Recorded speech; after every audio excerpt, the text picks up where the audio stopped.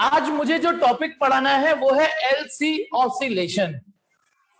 LC oscillation ये मुझे पढ़ाना है। थोड़ा टाइम लेगा, ये थोड़ा टाइम कंज्यूमिंग टॉपिक है। ये मजा लोगे इसमें तो मजा आएगा ऐसे पढ़ने में।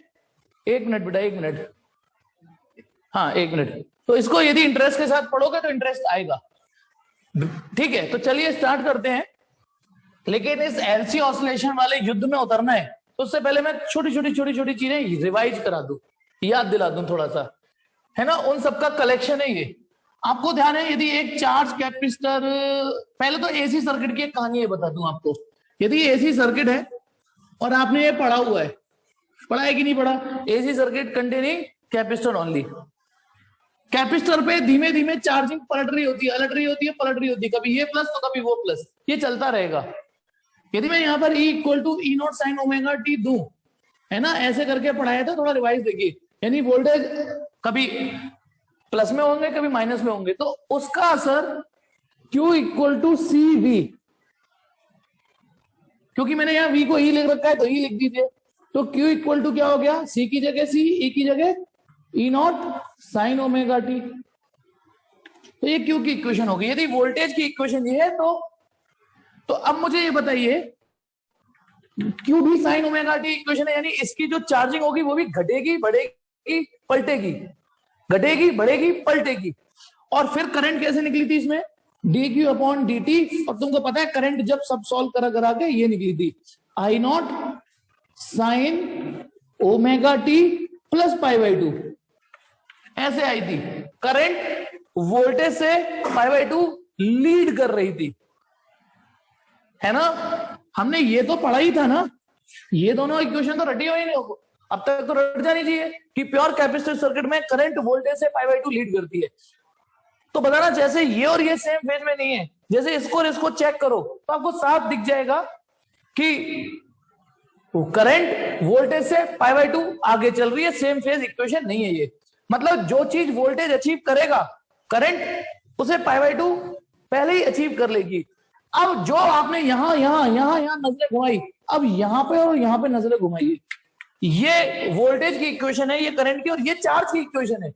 तो अब आप गौर से देखिए, इस सर्किट में जो करंट और चार्ज चल रहे हैं ना, वो सेम फेज में नहीं चलते।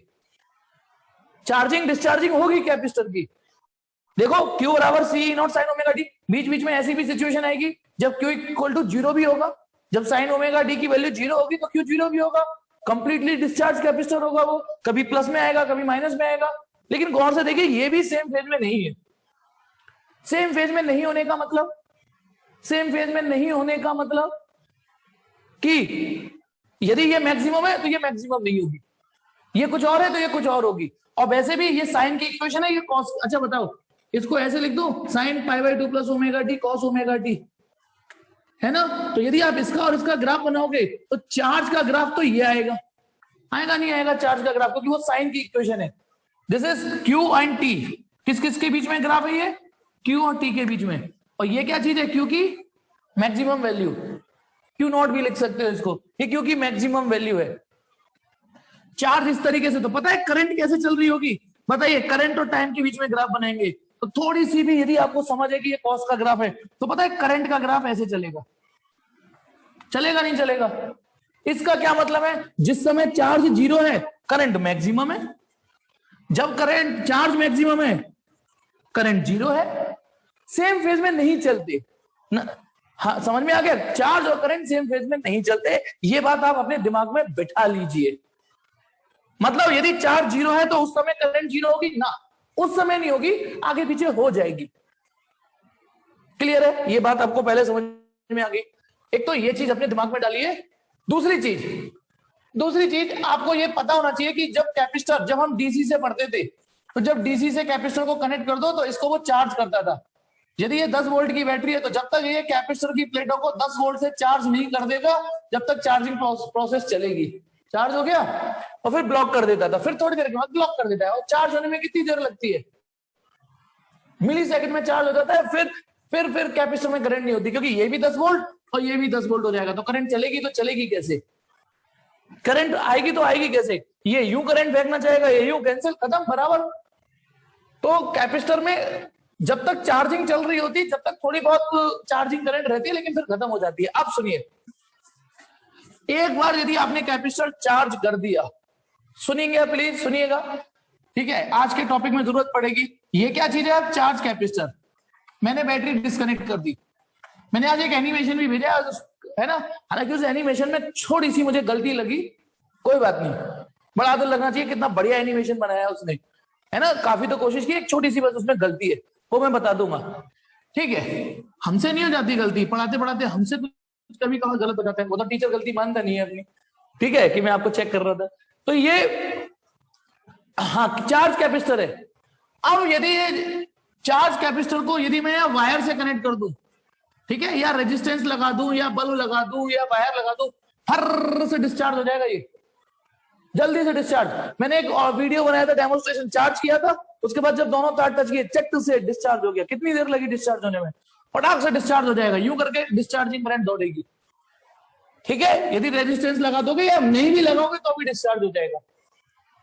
अब सुनिए, यदि ये चार्ज कैपेसिटर, यदि मैं आपस में वायर कनेक्ट कर दूं तो फटाक से करंट फ्लो होके सब खत्म हो जाएगा, सब मेहनत जो आपने टंकी भरी है वो सब खाली हो जाएगी एक बार में, बहुत जल्दी। लेकिन यदि मैं किसी चार्ज कैपेसिटर को ठीक है, फिर से डायरेक्ट वायर ना लगा के रास्ते में इंडक्टर लगाऊं, तो पता है क्या होगा? डिस्चार्ज तो ये होगा, लेकिन अब इसकी जो डिस्चार्जिंग है थोड़ा टाइम लेगी। क्यों? क्योंकि तुम्हें ध्यान हो इंडक्टर का रोल क्या है। क्योंकि जब ये डिक्रीजिंग करंट होगी मतलब या इंक्रीजिंग करंट होगी, मान लो ये करंट जब बढ़ रही होगी तो ये बढ़ने नहीं देगा, और जब ये घट रही होगी तो घटने नहीं देगा, क्योंकि जैसे इसमें एक वेरिएबल करंट होगी तो इसमें एक ईएमएफ इंड्यूस हो जाएगा, जो इसकी चार्जिंग और डिस्चार्जिंग दोनों को ही अपोज करेगा। फिलहाल तो डिस्चार्जिंग पढ़ा रहा हूं मैं, तो ये डिस्चार्जिंग इतना टाइम नहीं लेगी। बताओ एक रेजिस्टेंस में और इंडक्टर में क्या अंतर है? रेजिस्टेंस करंट का अपोज करता है, लेकिन ये करंट में चेंज का अपोज करता है। तो यदि एक कैपेसिटर को आप यदि रेजिस्टेंस के माध्यम से या वायर के माध्यम से लगा दो, खट से डिस्चार्ज हो जाएगा। लेकिन यदि उसी कैपेसिटर को, उसी पूरे भरे हुए कैपेसिटर को, वही कैपेसिटर उतना ही चार्जिंग एक इंडक्टर के माध्यम से डिस्चार्ज करो, तो पता है जो डिस्चार्जिंग होगी वो थोड़ी स्लो रेट से होगी।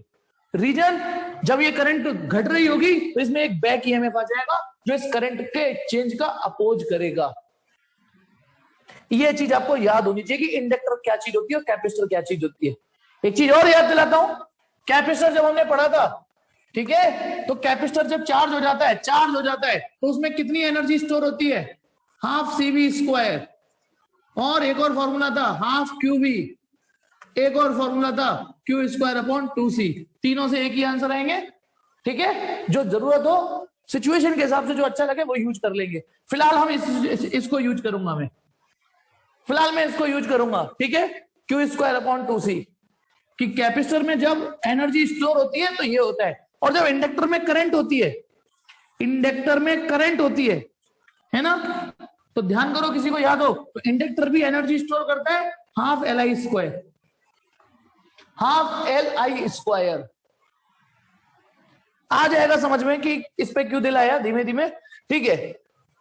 ये ई वर्ड बाद में लगाऊंगा। अभी कैपेसिटर में पोटेंशियल एनर्जी का फॉर्मूला ये है, उसमें तो तीन फॉर्मूले, लेकिन इंडक्टर में तो एक ही फॉर्मूला था, मैं हाफ LI स्क्वायर। एक और चीज, जब इंडक्टर में एनर्जी स्टोर होती है, जैसी करंट जाती है तो सोलेनोइड में एक तरफ साउथ पोल और एक तरफ नॉर्थ पोल बन जाता है, तो उसके अंदर जो एनर्जी बनती है वो मैग्नेटिक फील्ड के रूप में बनती है, UB, मैग्नेटिक पोटेंशियल एनर्जी। और कैपेसिटर में इलेक्ट्रिक फील्ड एक्टिवेट होता है तो उसे UE बोलते हैं। समझ में आ गया? एक प्लेट प्लस एक माइनस, इलेक्ट्रिक फील्ड एक्टिवेट हो जाता है, इसमें एक पोल साउथ, एक north, south to north magnetic field line. तो इसलिए ध्यान रखना, कैपेसिटर की ये एनर्जी हम कभी कभी इलेक्ट्रोस्टैटिक पोटेंशियल एनर्जी और इसको मैग्नेटिक पोटेंशियल एनर्जी बोलते हैं। इंडक्टर में एनर्जी कब? जब करंट होगी। कैपेसिटर में एनर्जी कब? जब चार्ज होगा। क्लियर? जब इसमें चार्जिंग 0 हो जाएगी तो उस पल के लिए इसमें पोटेंशियल एनर्जी 0 हो जाएगी, जिस पल इसमें करंट 0 हो जाएगी इसकी पोटेंशियल एनर्जी 0 हो जाएगी। चलिए, आज ये तो था रिवीजन आपका, ठीक है, रिवीजन। और आपको बता दूं, आपको वैसे तो लो एक चीज और बता दूं, वो कंपटीशन लेवल की, आपको एकेडमी में जरूरत नहीं पड़ेगी, फटाफट देख लेना, समझ में आ जाए तो रख लेना, नहीं तो पैनिक मत करना। ये एक चार्ज कैपेसिटर है ना, चार्ज कैपेसिटर है। जैसे ही मैं इसके तारों को आपस में जोड़ूंगा ना, तो थोड़ी देर के बाद ये ऐसे खाली हो जाएगा कि नहीं हो जाएगा, बोलो? थोड़ी देर के बाद खाली हो जाएगा, बिल्कुल। तो पता है इसमें यदि मैं यहां चार्ज और टी के बीच में या करंट और टी उसके बीच में ग्राफ बनाऊं, तो करंट ऐसे हो जाएगी, यहां से यहां जाने में पहले मैक्सिमम करंट होगी। अच्छा, पहले मैक्सिमम करंट क्यों होगी यहां से यहां जाने में? क्योंकि कितना सारा पोटेंशियल डिफरेंस है, बढ़िया करंट जाएगी कि नहीं जाएगी, फिर धीमे धीमे पोटेंशियल डिफरेंस कम होता जाएगा, फिर कोई पोटेंशियल डिफरेंस नहीं, करंट ऐसे ऐसे हो जाएगी। समझ रहे हो या नहीं? ग्राफ करंट और टी के बीच का ग्राफ है ये। यदि इधर कैपेसिटर यहां से यहां जाएगा, इधर उसकी करंट ऐसे खत्म हो जाएगी। और इंडक्टर में जब हम करंट डीसी देते हैं, इंडक्टर में डीसी स्विच, स्विच, ठीक है, तो जिस समय स्विच ऑन करते हैं, इसमें यदि आई और टी के बीच में ग्राफ बनाए तो करंट ऐसे जाती है, क्योंकि पहले अपोज हो रहा होता है, धीमे धीमे बढ़ रही होती है, और फिर एक बार बढ़ जाएगी तो फुल हो जाएगी। फिर याद है नहीं यार? जैसे मैं इसमें स्विच ऑन करूंगा तो इन द बिगनिंग करंट का अपोज होता है, चेंजिंग करंट का अपोज होता है। जैसे इसमें 5 एम्पियर करंट दौड़ने वाली है, तो 0 से 5 आने में थोड़ा टाइम लगेगा, 0 से 5 आने में, उसके बाद फिर 5 एम्पियर दौड़ेगी, फिर उसके बाद 5 एम्पियर करंट ही दौड़ेगी इंडक्टर में। ये इंडक्टर नहीं समझ में आया तो मैंने कहा ना, रख लेना, चूल्हे में जाने देना, इसको पैनिक मत करना, मैं इसके बिना भी समझा दूंगा। इंडक्टर में जिस समय स्विच ऑन करते हो तो ये ग्राफ रहता है, इसमें जब ये डिस्चार्ज हो रहा होता है तो करंट और टी के बीच में ये ग्राफ हो रहा होता है, ठीक है। चलो, आज जो टॉपिक पढ़ना है वो है एलसी ऑसिलेशन। LC oscillation. अब दिक्कत ये है कि जैसे ही ऑसिलेशन वर्ड आता है आपके दिमाग में, वो पेंडुलम ही आता है आपके दिमाग में। ये ऑसिलेशन वर्ड पहली बार जिंदगी में ऐसे ही डलता है, तो ये वही गलत फहमी है जैसे पोटेंशियल एनर्जी मतलब एमजीएच, वो डल गई थी कि हर पोटेंशियल एनर्जी का मतलब एमजीएच नहीं होता। ठीक है, ठीक है, ये भी ऑसिलेशन है, मना नहीं है, इस टाइप का ही कुछ। अब इस ऑसिलेशन में क्या होता है बेटा, मैं पहले भूमिका बना रहा हूं इस टॉपिक के लिए। ये जो पेंडुलम है, ठीक है, हालांकि मैंने जो हिलाया वो पेंडुलम नहीं था, वो तो स्केल था, लेकिन पेंडुलम इस पहली बार जिंदगी में ऑसिलेशन पेंडुलम से समझाया जाता है ना। चलिए, तो पता है इसमें आप गौर से देखो, जब ये पेंडुलम ऑसिलेट करता है तो पता है क्या हो रहा होता है, जब ये यहां जाएगा, ठीक है, तो काइनेटिक एनर्जी, पोटेंशियल एनर्जी, या यहां से शुरुआत करते हैं, यहां पे पोटेंशियल एनर्जी जब ये यूं जाएगा तो काइनेटिक एनर्जी में कन्वर्ट हो जाएगी। फिर जब ये लौट के आएगा तो काइनेटिक एनर्जी, उल्टा बोल गया, सॉरी, सुनो, फिर से देखिए, यहां से शुरुआत करते हैं। इस समय इसमें सिर्फ पोटेंशियल एनर्जी होगी, जैसे ही आप इसे छोड़ दोगे, है ना, तो ये पोटेंशियल एनर्जी धीमे धीमे किसमें कन्वर्ट हो जाएगी, काइनेटिक में। फिर ये कंटिन्यू जाएगा, काइनेटिक एनर्जी फिर उधर पोटेंशियल एनर्जी में कन्वर्ट हो जाएगी, फिर ये इधर आएगा, पोटेंशियल एनर्जी फिर काइनेटिक एनर्जी में कन्वर्ट हो जाएगी, तो फिर काइनेटिक एनर्जी, पता नहीं यही साइकिल चलता रहेगा कि नहीं इसमें। यदि मैं थोड़ी देर के लिए डैम्पिंग कंसीडर नहीं करूं, डैम्पिंग तो जानते हो ना, एनर्जी लॉस कंसीडर नहीं करूं, तो पोटेंशियल काइनेटिक में, फिर काइनेटिक पोटेंशियल में, फिर पोटेंशियल काइनेटिक में, फिर काइनेटिक पोटेंशियल में, ये सिस्टम साइकिल चलता रहता है। या किसी स्प्रिंग को खींच के छोड़ दो, kinetic potential, potential kinetic convert होता रहता है। आज पता है मैं क्या पढ़ने जा रहे हो आप, आज पोटेंशियल एनर्जी की जगह तो इलेक्ट्रिक पोटेंशियल एनर्जी बन जाएगी, यूई, जो अभी, ठीक है ना, वो आप आज देखोगे, वो कभी मैग्नेटिक पोटेंशियल एनर्जी में बन जाएगी, कभी मैग्नेटिक पोटेंशियल एनर्जी वापस इलेक्ट्रिक पोटेंशियल एनर्जी में बन जाएगी, फिर इलेक्ट्रिक पोटेंशियल एनर्जी कभी मैग्नेटिक पोटेंशियल एनर्जी में बन जाएगी, फिर ये ऐसे, या ये होने वाला है, ये होने वाला है। आप बस एक बार इसको इनिशिएट, अच्छा यदि पेंडुलम यूं पड़ा हुआ है, यूं, तो जादू से तो नहीं करेगा, बस आपको एक बार इनिशिएट देना पड़ेगा, एक बार इनिशिएट दे दिया और इसमें एनर्जी लॉस नहीं है तो ये चलता रहेगा, बोलो। हालांकि मैं, ठीक है ना, मेरी बात समझना, अपने आप थोड़ी नहीं होगा मुड़ुम मुड़ुम मुड़ुम ऑसिलेट हो जाए, ऐसे तो नहीं होगा ना, एक बार तो इनिशिएट करोगे ना, थप्पड़ मारा मैंने जो भी, ऐसे ही इसमें क्या करूंगा, एक बार मैं कैपेसिटर को चार्ज रखूंगा पहली बार, जैसे एक बार आपने बाहर से एनर्जी दी, एक बार तो दी ना, उसके बाद बार पोटेंशियल काइनेटिक में, काइनेटिक पोटेंशियल में, पोटेंशियल काइनेटिक में, काइनेटिक पोटेंशियल में, ठीक है। हाँ हाँ बिल्कुल, अरेंज सही पहचाना, कंटिन्यूटी के लिए मैं अपने हाथ से थोड़ी एनर्जी डाल रहा हूं, इसमें एनर्जी लॉस हो रहा है पर वो पता क्यों नहीं चल रहा, क्योंकि मैं अपने हाथ से एफर्ट डाल देता हूं, इसलिए नहीं हो रहा। लेकिन अभी आपको एनर्जी लॉस कंसीडर करना ही नहीं है, तो चलिए स्टार्ट करते हैं, बहुत डायलॉग बाजी हो गई, देखते हैं इसमें क्या ऑसिलेट करने वाला है। यहां तो पोटेंशियल काइनेटिक में, काइनेटिक पोटेंशियल में, पोटेंशियल काइनेटिक में चेंज होते थे और पेंडुलम ऑसिलेट करता था। और आज अभी से बता देता हूं आप क्या देखने जा रहे हो, इसमें जो चार्ज है वो ऑसिलेट करेगा। ये चार्ज है कभी इस प्लेट से उस प्लेट में, कभी उस प्लेट से इस प्लेट में। जैसे पेंडुलम कभी इधर से उधर जा रहा है, कभी उधर से इधर आ रहा है, इधर से उधर, उधर से इधर आ रहा है। और आप देखने जा रहे हो कि कैसे कैपेसिटर पे चार्ज ऑसिलेट कर रहा है। बहुत ही इंटरेस्टिंग फिनोमिना ये होने वाला है। और अभी हम एनर्जी लॉस कंसीडर नहीं करेंगे। तो देखिए बेटा, सपोज करिए मैंने एक कैपेसिटर लिया, चार्ज कैपेसिटर लिया, ठीक है, चार्ज कैपेसिटर लिया। और कैसे चार्ज किया होगा? ऑब्वियसली बैटरी लगाई होगी, बैटरी से चार्ज कर दिया, यानी एक तरीके से डीसी से चार्ज कर दिया मैंने। इमेजिन करो, डीसी लगा के चार्ज कर दिया। अब मैं इस कैपेसिटर को ना डिस्चार्ज करूंगा, लेकिन इंडक्टर के माध्यम से। रास्ते में इंडक्टर लगाया मैंने, ये ठीक है, इंडक्टर। और सपोज करो अभी स्विच जस्ट ऑन किया ही किया है, यानी ये t इक्वल टू 0 का स्टेज है। t इक्वल टू 0 समझ गए? अभी मतलब स्विच ऑन किया है, ठीक है ना। अभी सारी की सारी एनर्जी किस पर है? सब कैपेसिटर पर है, इलेक्ट्रिक कैपेसिटर पर है, तो इसका मतलब इलेक्ट्रिक फील्ड के रूप में। अभी सर्किट में कोई करंट वरेंट नहीं चालू हुई, कुछ नहीं, अभी very just very beginning stage है। इसकी प्लेट पे जो चार्ज होगा वो क्यू नॉट होगा। क्यू नॉट मतलब जैसे आई नॉट मतलब मैक्सिमम करंट, ई नॉट मतलब मैक्सिमम वोल्टेज, वैसे ही इसकी इस प्लेट। और ध्यान रखना, जब हम कभी किसी Q equal to CV discuss करते हैं ना, Q इक्वल टू सीवी, तो कैपेसिटर की किसी एक प्लेट को टारगेट करके पढ़ते हैं। दोनों प्लेट पे चार्ज तो 0 होता है, यदि जितना इस पे होता है उतना इस पे होता है, तो दोनों मिला के तो 0 हो जाएगा। तो जब हम Q इक्वल टू सीवी लगाते हैं तो उसकी किसी एक प्लेट के चार्ज को डिस्कस कर रहे होते हैं। तो मैं फिलहाल सपोज करो इसकी ये लेफ्ट वाली प्लेट है, केवल उसको डिस्कस कर रहा हूं। और जिस समय ये बताने की जरूरत नहीं है इस पर क्यू नॉट होगा, इस पर माइनस क्यू नॉट होगा। ये अंडरस्टूड बात होती है। तो ये क्यू नॉट का मतलब जो भी इस कैपेसिटर का मैक्सिमम चार्ज है वो इस समय इस सिचुएशन पर है, ठीक है। चलिए, अब जैसे ही मैं स्विच ऑन करूंगा, ये t इक्वल टू 0 की स्टेज है, ठीक है। तो अब देखिए अगला फिगर क्या होगा।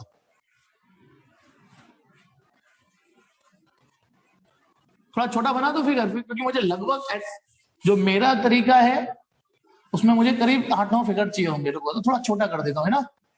थोड़े लिखे को बहुत समझना, इतना बड़ा दिल रखना अपना, ठीक है। वैसे हाँ, एम्पलीट्यूड भी कह सकते हो, क्यू नॉट एम्पलीट्यूड। अब देखिए यहां से करंट एक्टिवेट हो गई। करंट का एरो तो समझ में आ गया होगा ना, बताने की जरूरत नहीं है। ये करंट का एरो ये चालू हो गया, अरे यार ऐसी देने दो, ठीक है।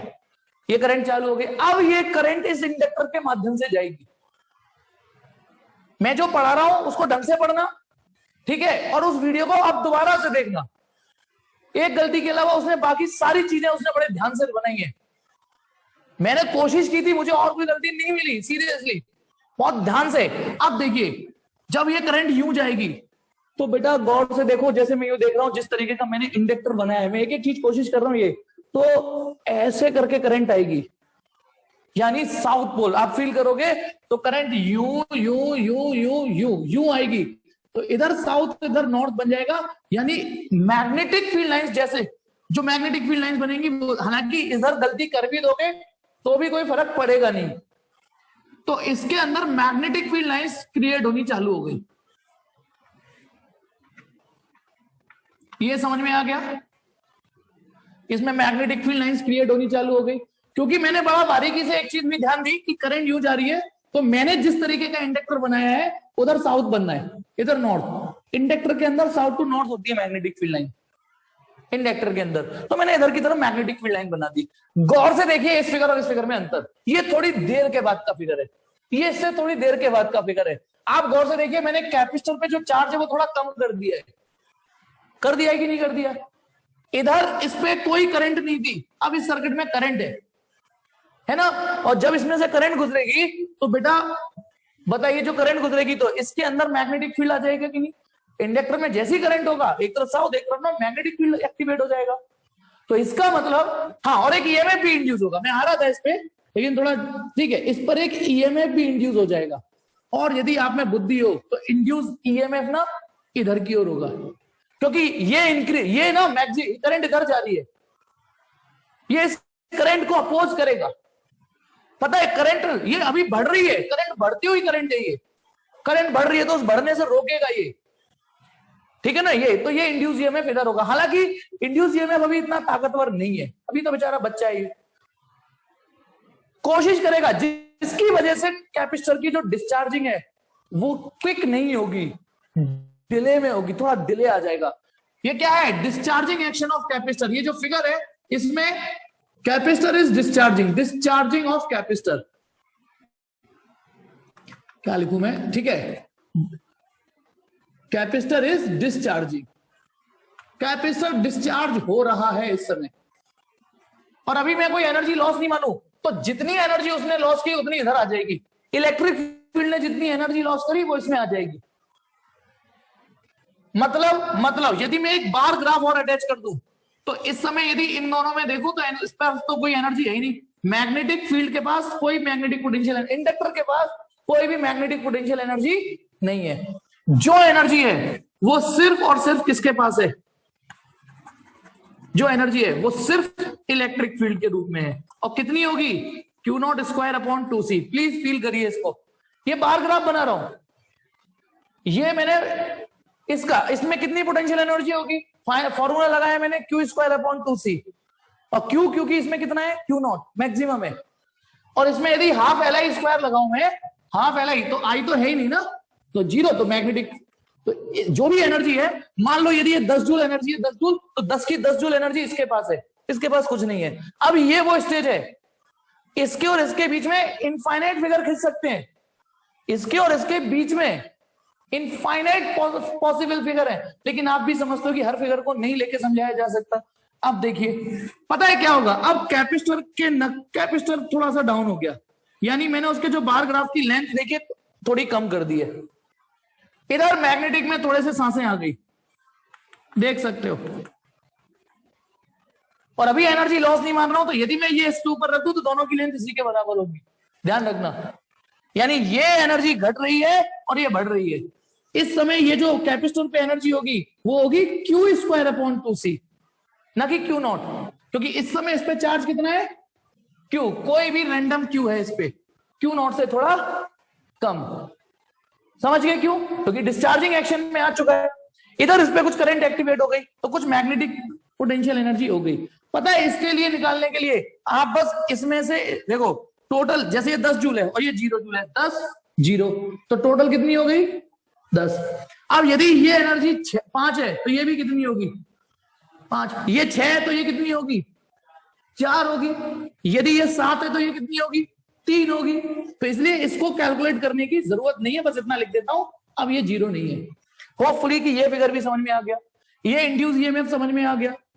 अभी रुकिए, क्योंकि वो फ्लो उसका है, कैपेसिटर डिस्चार्ज। अब एक स्टेज ऐसी भी आएगी जब कैपेसिटर फुली डिस्चार्ज हो जाएगा, ये वो स्टेज है। अभी रुकना, जस्ट कि कैपेसिटर डिस्चार्ज हुआ ही हुआ है, ठीक है।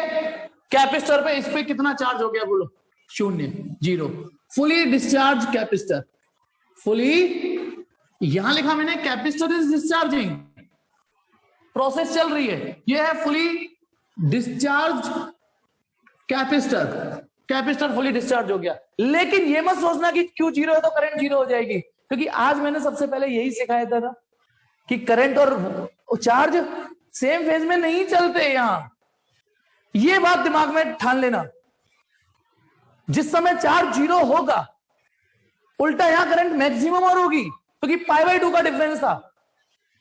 सच्चाई ये मैक्सिमम करंट और होगी, ठीक है ना। यहां पर ये चीज मत फॉलो करना। तो अच्छा एक चीज और मुझे बताइए, मैं एक छोटी सी कहानी यहां समझाता हूं, बताना। ये आप एक चीज सोच रहे हो सर चार्ज खत्म हो गया तो करंट कहां से हो जाएगी। आप पता है इस जो मैंने एनिमेशन भेजा है उसने इस बात का ही बहुत बारीकी से ध्यान दिया है, इस बात तक को एनिमेशन में दिखाया है।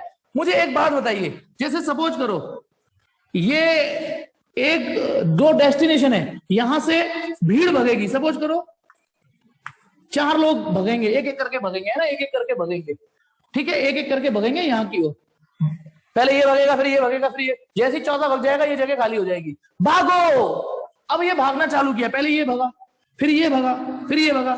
तो मुझे ये सोच के बताना, एक स्टेज ऐसी आएगी कि ये जगह खाली हो जाएगी, लेकिन सड़क पे ये तो भग रहे होंगे। सोच के बताइए, ये तो भग रहे होंगे। तो बताइए, ट्रैक पे करंट तो है, लोग तो भग रहे हैं ना, वो खाली हो गया।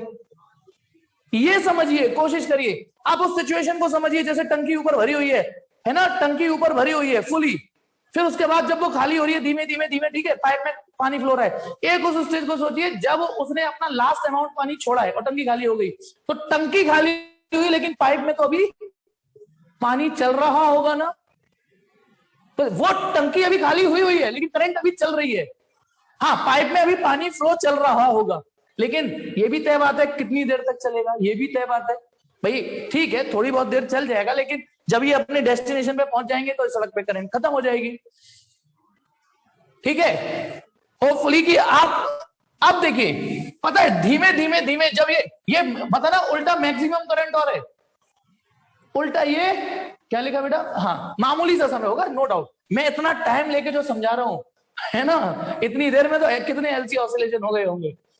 स्लो मोशन में समझा रहा हूं बेटा। ये तो उल्टा ये मैक्सिमम करंट और है, समझ सको तो समझो, नहीं तो कोई टेंशन नहीं है, कोई टेंशन नहीं है इसकी कि ये मैक्सिमम क्यों हुई। ठीक है, हाँ बिल्कुल ठीक, सारे चार्ज भग गए और अभी चले। अब ये मैक्सिमम करंट है तो पता ना, सोचो इसमें तो और ज्यादा फिर मैग्नेटिक पोटेंशियल एनर्जी आ जाएगी। बोलो, इसमें और ज्यादा मैग्नेटिक, मैंने यहां सिर्फ 3 इलेक्ट्रिक वो मैग्नेटिक फील्ड लाइन दिखाई है, 3। यहां थोड़ा गुच्छा दिखा दिया। क्या दिखाना चाह रहा हूं मैं इससे? कभी क्या दिखाना चाह रहा है वो? ये दिखाना चाह रहा है कि अब देखो इंडक्टर में एनर्जी घुस गई बहुत सारी, है ना। ये मैग्नेटिक फील्ड और स्ट्रांग हो गया। तो अब इसका मतलब ये, जब मैग्नेटिक फील्ड स्ट्रांग हो गया तो जो मैग्नेटिक फील्ड के पास एनर्जी है वो और स्ट्रांग हो गई होगी ना। और सुनिए, this is the bar graph of UB, और ये यूई 0। चेक करके बताओ समझ में आया कि नहीं। अब उसके पास कुछ नहीं बचा, खाली हो गया, कैपेसिटर में कोई एनर्जी नहीं है। लेकिन यदि एनर्जी लॉस कंसीडर ना करूं, तो यदि ये 10 जूल है तो ये टोटल 10 जूल होगा, और ये टोटल भी 10 जूल होगा। अब उस टोटल में ये 0 है, ये 10 है, बस ये हो गया। तो ये जो टोटल रहने वाला है ना, ये 10 ही रहने वाला है। तो मुझे एक बात बताना बिना कंफ्यूज हुए, क्या मैं इसको Q0² लिख सकता हूं या नहीं? सोच के बताइए मुझे। ये मत सोचना कि सर आप तो कह रहे थे हाफ LI² फॉर्मूला होता है। हाँ होता है, लेकिन इस समय इसका जो हाफ LI² होगा वो एनर्जी दे इतनी पाएगा।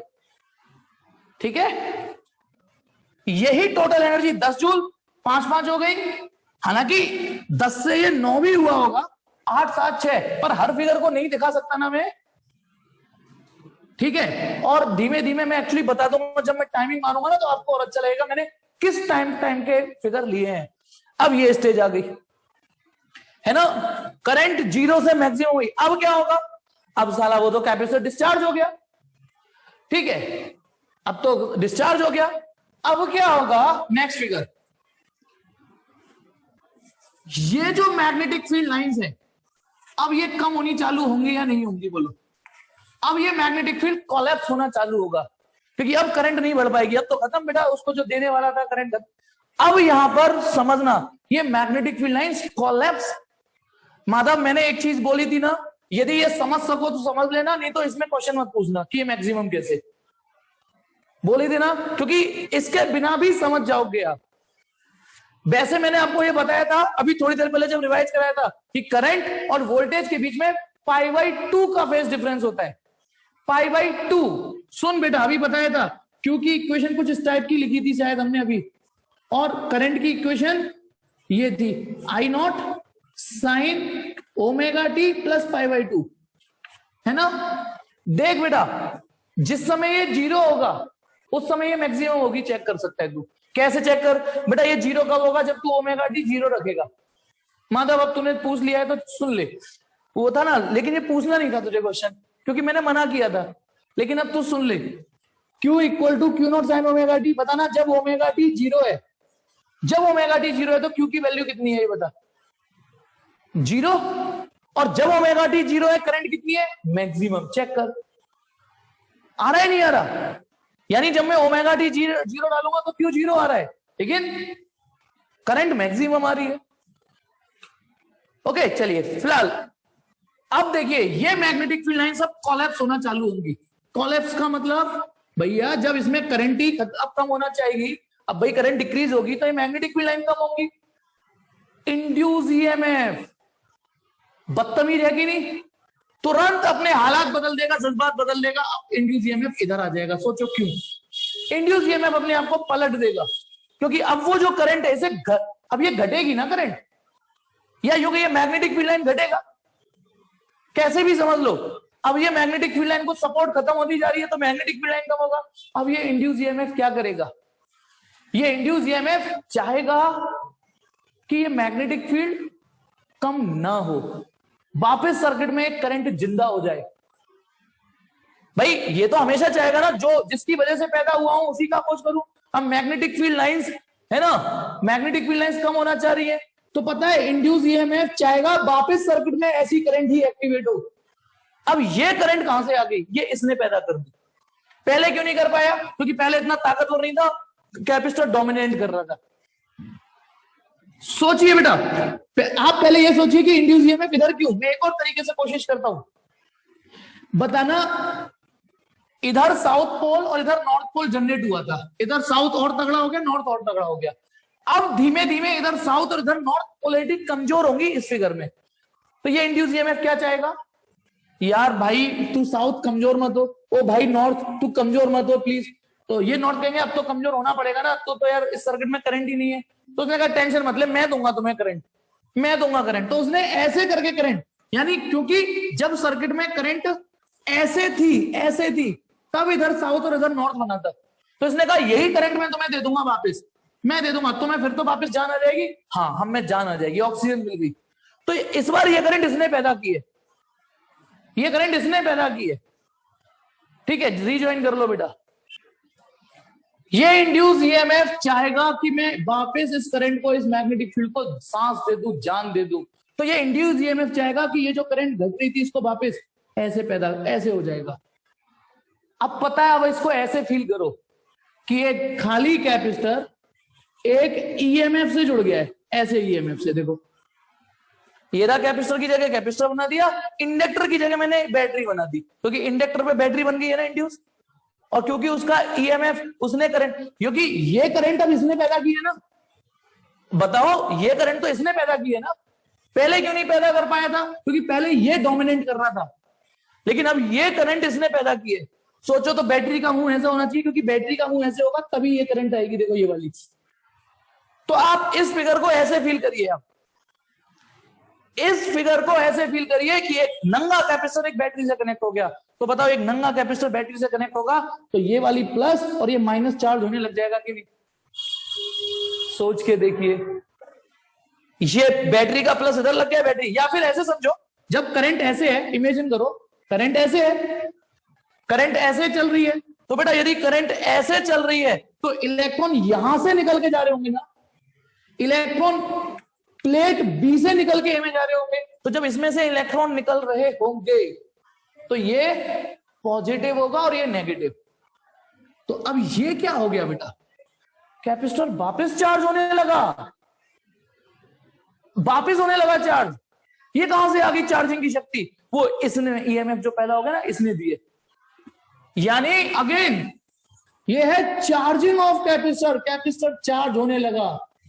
लेकिन बस थोड़ा सा अंतर ये है कि पहले इसकी ये वाली प्लेट पॉजिटिव थी, ये पॉजिटिव थी, लेकिन अब वो उल्टी डायरेक्शन में पॉजिटिव।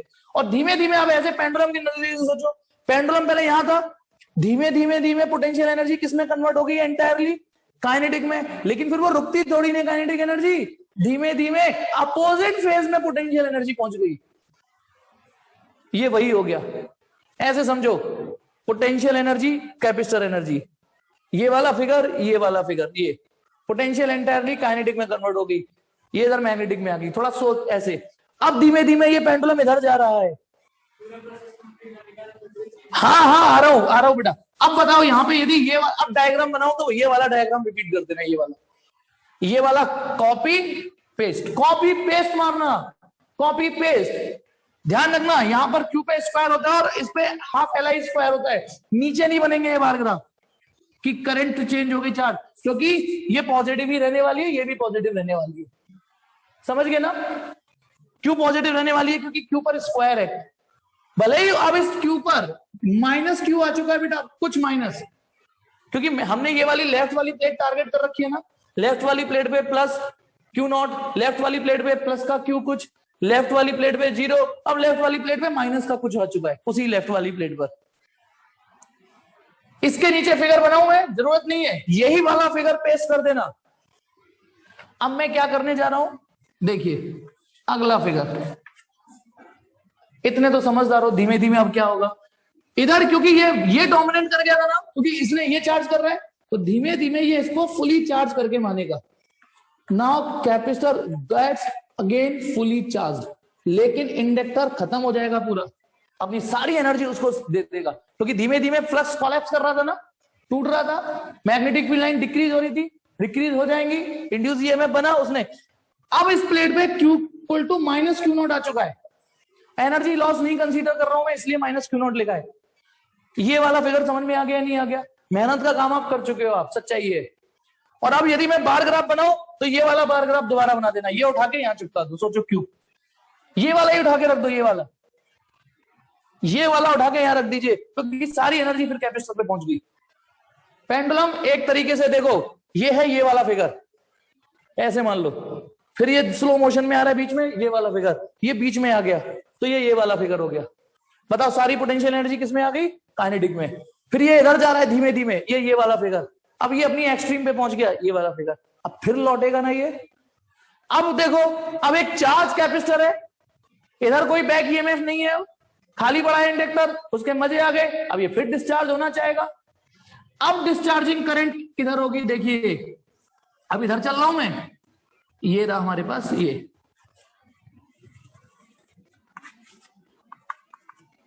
अब करंट इधर हो गई। पहली बार मैंने 1 2 3 4 5 छठे फिगर में करंट पलटी है, वरना अभी तक करंट देखो, इसमें तो कुछ सोचना ही नहीं था, यहां से करंट चली, यूं चली, यूं चली, अब करंट पलट गई है, देखो करंट पलट गई, अब ऐसे चलेगी। अब ये क्या चीज है बोलो? Discharging action of capacitor. और इधर ये डिस्चार्ज हो रहा होगा, तो पहले इधर साउथ इधर नॉर्थ बनना था, अब इधर साउथ इधर नॉर्थ बनेंगे, क्यों? करंट पलट गई है, करंट पलट गई है, और ये इंड्यूस ईएमएफ आएगा जो इसकी डिस्चार्जिंग को डिले करेगा। मतलब इसी की वजह से फटाफट डिस्चार्ज नहीं हो पाएगा, यदि ये नहीं होता फटाफट से डिस्चार्ज होता कैपेसिटर। समझ गए यहां तक? ये चीज फिगर, अब इसकी इस प्लेट पर क्यू माइनस का कुछ क्यू हो गया, अब घट रहा है चार्ज कैपेसिटर पे, करंट बढ़ रही है, अलग ही दुनिया होती है, बताया था ना, चार्ज घट रहा है करंट बढ़ रही है। हाँ, बस मैं आपको एक चीज बता दूं, एनिमेशन में क्या गलती थी, उसने एक प्लेट पे कंटिन्यूअसली, पता नहीं या तो मेरे देखने में नहीं आ रहा है या जो मैं देख पा रहा था, एक प्लेट पे माइनस माइनस माइनस माइनस ही दिखा रहा है, जो प्लेट दिख पा रही है, जबकि प्लेटों पे पहले प्लस रहा, उसके बाद उसी प्लेट पे माइनस हुआ। अभी देखना पिक्चर अभी बाकी है बेटा। अब अगला फिगर क्या होगा बोलो? हाँ, वो बस इतनी गलती रह गई कि जिस प्लेट को वो टारगेट किया हुआ है उस पर केवल माइनस नहीं रहा, उसमें बीच में प्लस भी हुआ है। अब आ जाइए अगला फिगर क्या होगा? कैपेसिटर वापस खाली हो जाएगा और सारी एनर्जी इसके पास आ जाएगी, साउथ इधर नॉर्थ इधर, बढ़िया से क्लियर है। अब ये वाला डायग्राम बना देना इस पे, कैपेसिटर खाली हो चुका, और इसके बाद लास्ट नहीं, 2 फिगर और। अब क्या होगा बोलो, बताना अब क्या होगा? अब ये मैग्नेटिक फील्ड लाइन फिर टूटेगा, मैग्नेटिक फील्ड लाइंस कमजोर होना चालू होगा। मैंने कहा ना 9 फिगर बनाऊंगा, 9 में हो जाएगा काम मेरा। अब ये मैग्नेटिक फील्ड लाइंस टूटना चालू होगा, घर पे ये बार बार पढ़ना। अब जैसे मैग्नेटिक फील्ड लाइन टूटना चालू होगा, ईएमएफ बन जाएगा, ईएमएफ फिर एक्शन में आएगा। अब ये ईएमएफ क्या चाहेगा कि ये जो फ्लक्स घट रहा है वो फ्लक्स घटे नहीं। अब ये साउथ कमजोर हो रहा है, ये कहेगा यार साउथ प्लीज कमजोर मत हो, ठीक है, हाँ पढ़ना पड़ेगा बेटा ये, रुको रुको। अब ये तो ये चाहेगा कि भाई एक बात, और ये फ्लक्स कम हो रहा है तभी ईएमएफ पैदा हुआ है, ये फ्लक्स कम हो रहा है तो ईएमएफ बन रहा है, ठीक। अब ये इंड्यूस ईएमएफ की डायरेक्शन किधर होगी? उधर होगी, जिससे कि वापस इस साउथ पोल में जान आ जाए, वापस इस नॉर्थ पोल में जान आ जाए। और वो जान कब आएगी? जब करंट वापस से ऐसे आ जाए, यही करंट आ जाए, तो ये वाली करंट तब आएगी जब इंड्यूस ईएमएफ इधर हो। इंड्यूस ईएमएफ इस बार इधर होगा, हालांकि देखो कंजड़ों के लिए इतनी अच्छी बात, पहले उधर था अब इधर हो गया। इंड्यूस ईएमएफ भी ऑसिलेट कर रहा होगा। अब जब करंट ऐसे चालू हो गई तो बेटा सोचो, एक खाली कैपेसिटर से ईएमएफ, एक खाली कैपेसिटर से ईएमएफ कनेक्ट हो गया, करंट ऐसे जा रही है, इसका मतलब इलेक्ट्रॉन ऐसे जाएंगे, इलेक्ट्रॉन ऐसे जाएंगे तो ये पॉजिटिव और ये नेगेटिव हो जाएगा। और फिर थोड़ी देर के बाद अगला फिगर वापस ये आ जाएगा। मैं फिर भी बना देता हूं अगला फिगर। अगला फिगर आएगा ये, और फिर बार बार बताने की जरूरत नहीं है क्या होगा, फिर ये प्रोसेस चालू हो जाएगी। ये चलता रहेगा चलता रहेगा चलता रहेगा। कौन सा बेटा ये स्टेप नहीं आया, ये वाला स्टेप, अक्षय ये वाला स्टेप नहीं आया, जल्दी बोल बेटा। देखो दोबारा देखिए, यहां तक मैं मान के चल रहा हूं आ गया तो ये देखिए, ये magnetic field line fully strong हो गई क्योंकि सारी एनर्जी इस पे आ चुकी है, लोडेड हो चुकी है, ये फुली लोडेड। अब ये मैग्नेटिक फील्ड लाइंस कोलैप्स होंगी। ध्यान रखना इधर साउथ और इधर नॉर्थ, लेकिन इधर साउथ इधर नॉर्थ कब बना, जब करंट ऐसे चालू हुई थी। यानी ऐसे करके जब इंडक्टर से करंट गई तब इधर साउथ और इधर नॉर्थ बनाए। यानी करंट ऐसे गई तो इधर साउथ इधर नॉर्थ बन गया करंट, ठीक है। अब इधर साउथ इधर नॉर्थ खत्म होना चाह रहा है ना, ये डिक्रीज होना चाह रहा है, डिक्रीज। तो यहां पे मैंने बंच ऑफ लाइन बनाई है या थोड़ी कम कर दी। तो जैसे ही ये कम होगा फ्लक्स, तुरंत इंड्यूस ईएमएफ एक्शन में आएगा। ये तो समझ में आ गया। अब ये इंड्यूस ईएमएफ क्या चाहेगा कि ये फ्लक्स कम ना हो, ये साउथ पोल कम ना हो, ये नॉर्थ पोल कम ना हो, इनमें वापस जान आ जाए, ये बढ़ जाए। तो इन्हें बढ़ाने के लिए इसको वही करंट देनी पड़ेगी जिस करंट ने इन्हें साउथ और इधर नॉर्थ की पहचान दी थी, यानी इधर वाली करंट। क्योंकि इधर करंट नहीं, जब ये करंट पैदा हुई थी तभी इधर साउथ इधर नॉर्थ आया था, ठीक है। तो जब ये करंट पैदा हुई और इधर करंट देने का मतलब इंड्यूस ईएमएफ इधर पैदा हुआ, ये फ्लक्स घटना चाह रहा था तो इधर पैदा हुआ। और फिर ये, अब आपको बताता हूं ये किस किस टाइमिंग के फिगर थे। सेकंड वाले फिगर में प्लेट पर पॉजिटिव चार्ज और करंट की डायरेक्शन क्या कह रहा है बेटा, यार आज तो मेरी ढंग से लोग ऐसा लग रहा है भैया। सेकंड वाले फिगर में प्लेट पर पॉजिटिव चार्ज, तो इसलिए ऐसे है ना क्योंकि करंट एसी करंट है, बार बार। हाँ हाँ हाँ हाँ बिल्कुल। अरे वेट एंड वॉच। देखिए अब मैं आपको बताता हूं मैंने कौन कौन, अच्छा ये बताओ यहां से यहां तक कितने फिगर बन सकते हैं, इनफाइनाइट। यहां से यहां तक इनफाइनाइट फिगर डिस्कस हो सकते हैं, यहां से यहां तक। लेकिन मैंने हर, ये t इक्वल टू 0 का फिगर, ये t/8 का फिगर है। हर मैंने इस फिगर को 1/8 जो टोटल ऑसिलेशन है ना उसके 8 टुकड़े कर दिए, 8 बराबर टुकड़े कर दिए। तो बताना ये 0वां सेकंड है तो ये t/8, फिर t/8 और जोड़ दो इसमें, मतलब t/8 प्लस t/8 कितना हो गया, ये 2t/8। हालांकि ये कट पिट के जाके पहले ने फिर t/8 जोड़ दो इसमें, तो ये कौन सा समय है, यहां लिख देता हूं 3t/8, फिर t/8 जोड़ दो तो ये कौन सा समय वाला है 4t/8, फिर t/8 जोड़ दो, समझ रहे हो ये कौन सा वाला फिगर है 5t/8, फिर ये कौन सा वाला फिगर है 6t/8, और ये कौन सा फिगर है 7t/8, और ये कौन सा फिगर है 8t/8। अब जो कट रहा है वो काट सकते हो, जैसे यहां कट रहा है तो 8 से 8 कट गया तो वहां चला गया, देखा कैपिटल टी आ गया, कैपिटल टी एक ऑक्सीलेशन पूरा। यहां एज इट इज यहां काट सकते हो तो ये t/4 वाला समय है, t/4 यानी 1/4 ऑक्सीलेशन हुआ है। ये कट नहीं रहा, ऐसे रहने दो, ये कट रहा है, ये कितना आ गया कट पिट के t/2 यानी हाफ ऑक्सीलेशन हुआ है। अच्छा ये बताइए इस पेंडुलम में ठीक है, गौर से सुनना, यहां से यदि स्टार्ट करें तो यही तो हाफ ऑसिलेशन होगा, जो पोटेंशियल एनर्जी पहले यहां थी वो यहां हो गई है। सेम जब कैपेसिटर चार्ज था और जब कैपेसिटर फुली चार्ज था, लेकिन बस अंतर क्या आ गया इन दोनों में, जिस पे प्लेट पे प्लस था अब उस प्लेट पर माइनस का मैक्सिमम है। हाँ बिल्कुल, अरे इनफाइनाइट फिगर होंगे यार, इनफाइनाइट फिगर होंगे। माधव क्या करे, अगर 10 फिगर होते तो 1/10 होता। मैंने प्लानिंग करके पढ़ाया है बेटा माधव, मैंने प्लानिंग करके पढ़ाया है। कि क्या मैं जानता हूं और क्या मैं उसको अच्छे से डिलीवर कर सकता हूं।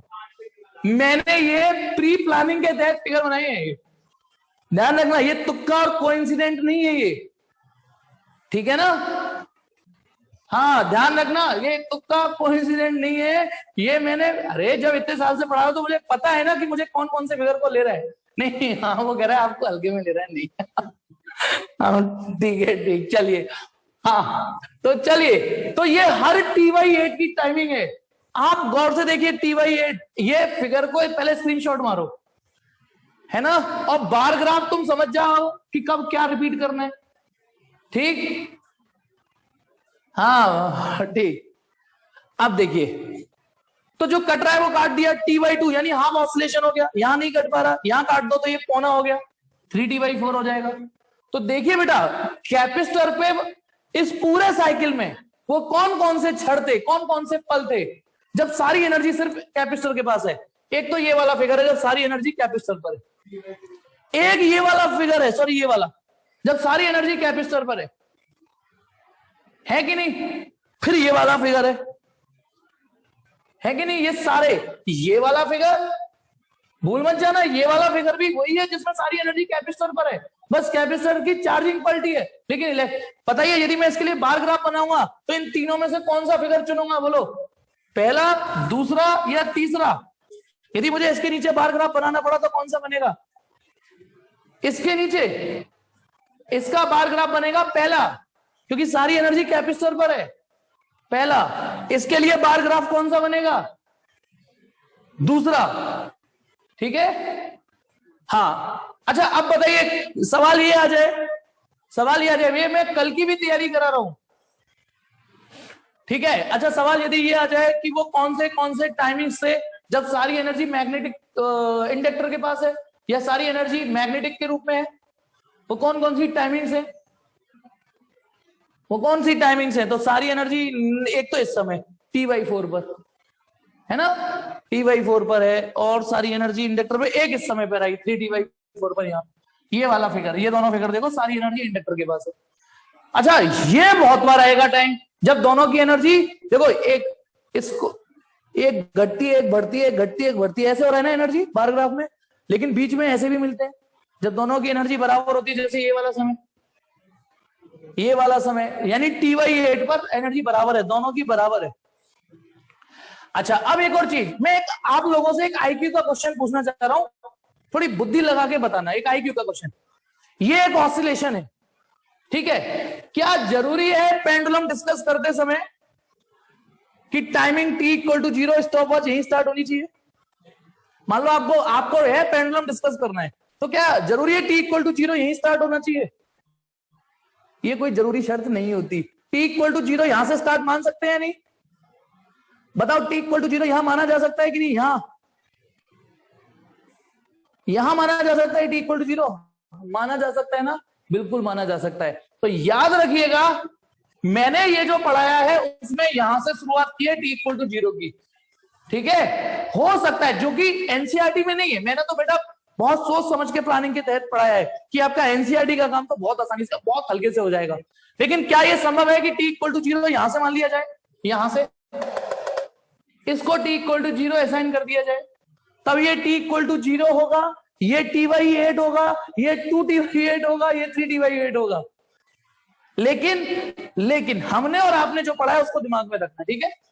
अब क्वेश्चन आता है, इसमें क्या ऑसिलेट करता है, क्या ऑसिलेट कर रहा है, इसमें चार्ज ऑसिलेट कर रहा है। अला कभी इस प्लेट से उस प्लेट पे पहुंच जाता है ना, कभी उस प्लेट से इस प्लेट पे आ जाता है।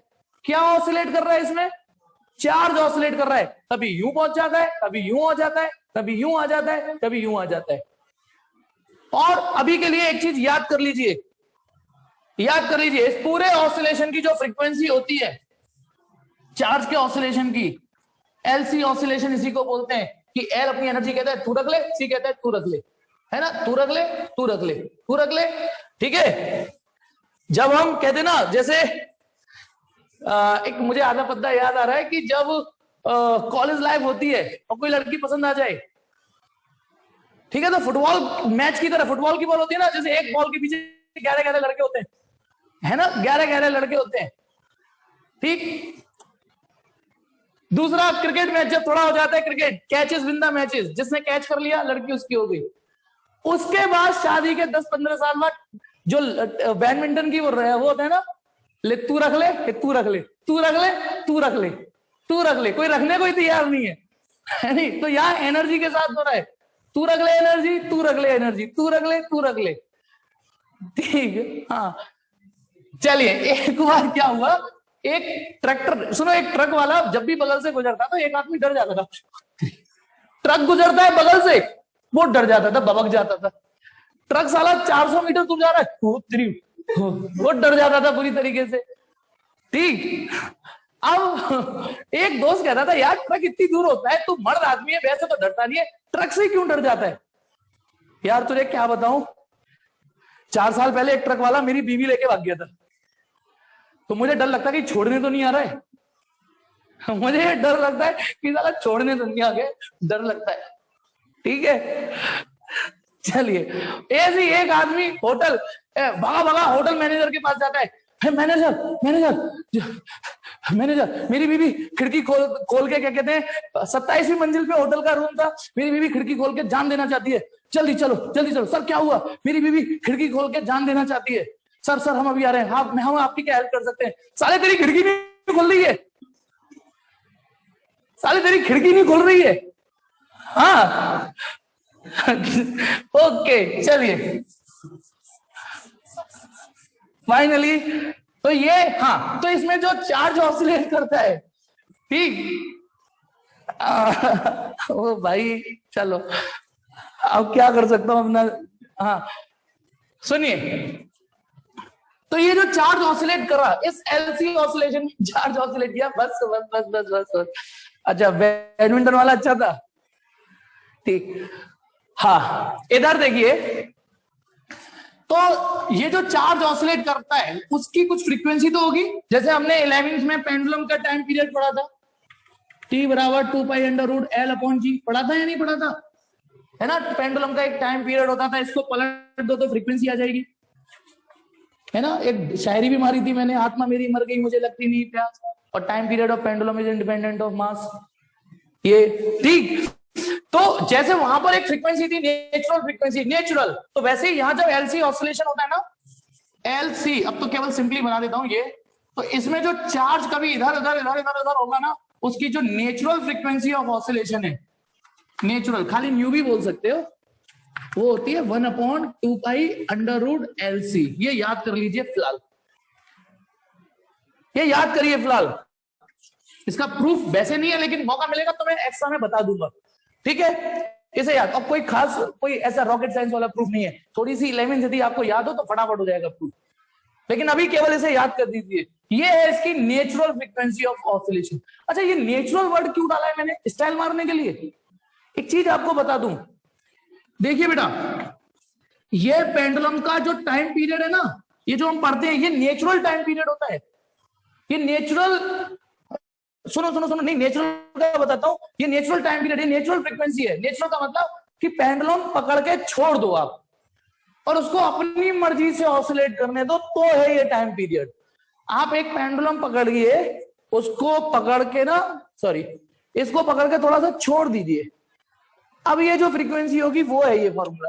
अच्छा, अब एक बात बताना, एक पेंडुलम है, इसको मैंने हाथ से पकड़ लिया और अपने हाथ को हिला रहा हूं, अब भी यही फॉर्मूला लगेगा क्या? मैंने इसे अपने हाथ में पकड़ लिया है और हाथ से पकड़ के हिला रहा हूं, यूं करके घुमा रहा हूं, क्या अब भी यही फॉर्मूला लगेगा? अब क्यों लगेगा? ये कोई नेचुरल कॉन्सेप्ट थोड़ी नहीं है, इसको बोलते हैं फोर्स्ड ऑसिलेशन, चुल्ल ऑसिलेशन। ये तो तुमने चुल्ल कर दी, उसे मजबूर कर रहे हो। अब तो ये यदि मैं इसे हाथ से पकड़ के हिलाऊंगा तो अब इसमें तो वो ऑसिलेशन, वो टाइम पीरियड होगा ना जो मैं चाहूंगा, ठीक है, ये नेचुरल नहीं है। तो इसीलिए यदि एलसी सर्किट में कोई बाहर की फोर्सेस नहीं लग रही तो उसका जो नेचुरल फ्रीक्वेंसी ऑफ ऑसिलेशन है वो 1/2π√LC है। आप एक चीज और गौर, अब इसमें यदि मैं जो कैपेसिटर पे हरकत हुई थी उसको गौर से देखिए, कैपेसिटर पे चार्ज था Q0, सबसे वेरी बिगिनिंग में था ना Q0, फिर कैपेसिटर, अरे रुक जा, 9 बज गए और उधर तुम्हारे 12 बज गए, है नहीं? तो कैपेसिटर पे चार्ज पहले कम हुआ 0 हुआ, पलटा, इस तरीके से ये था बेटा कहानी। मतलब यदि कोई एनर्जी लॉस नहीं है, कोई एनर्जी लॉस नहीं है, तो सबसे पहले फिगर में, हाँ बाबू सोना का टाइम हो गया, यानी 1 सेकंड नहीं हुआ होगा ये कि 9 बज गए, तैयार बैठे होंगे। बिल्कुल क्या टाइमिंग है बेटा। भूख लग रही है, अबे खाना, मैं भी खाना वाना खा के डकार मार रहा हूं ना, तुम नहीं हो सकते तैयार। चलिए, और ऐसा घटिया जोक मारूंगा खा नहीं पाओगे बेटा। है मेरे पास ऐसे खजाने में एक घटिया जोक, कम से कम 2 दिन, जब तक मेरे जोक को याद रखोगे जब तक खाना नहीं खा पाओगे। सीरियसली बता रहा हूं, यदि मैंने वो जोक मार दिया ना तो भगवान से दुआ करना कि मेरा जोक वो भूल जाओ, जब भी वो याद आएगा उल्टियां करोगे। अच्छा चलो चलो बता दूं, है नहीं। देखो क्या हुआ, एक बार क्या हुआ, हम में से कोई ऑनलाइन वाला डॉक्टर बन गया, ऑनलाइन क्लास ले लेके डॉक्टर बन गया। तो एक गांव के बुजुर्ग आदमी पहुंचे, ठीक है, डॉक्टर साहब हमको दस्त है गए हैं। दस्त, अब डॉक्टर स्टाइल, दस्त हो गए हैं, दस्त मतलब लूज मोशन, हाँ मतलब लेटरिन पतली आती होगी। और डॉक्टर साहब दस्त हो गए तो पतली आएगी, ओके ओके, दवाई चाहिए, और क्या दवाई के लिए तो आए हो आपके पास। अच्छा मुझे ये बताइए कि आपको लेटरिन पतली आती, कितनी पतली आती है, सुनाओ यार, रहने दो, कितनी अरे डॉक्टर साहब ये कोई मेजरमेंट है थिकनेस कि क्या बताऊं। नहीं मुझे ये बता दो कि कितनी पतली आती है तो मैं डोज उसी हिसाब से दूंगा। डॉक्टर साहब दस्त हो गया, मैं क्या होता हूँ, नहीं मुझे ये बताओ कितनी पतली आती है।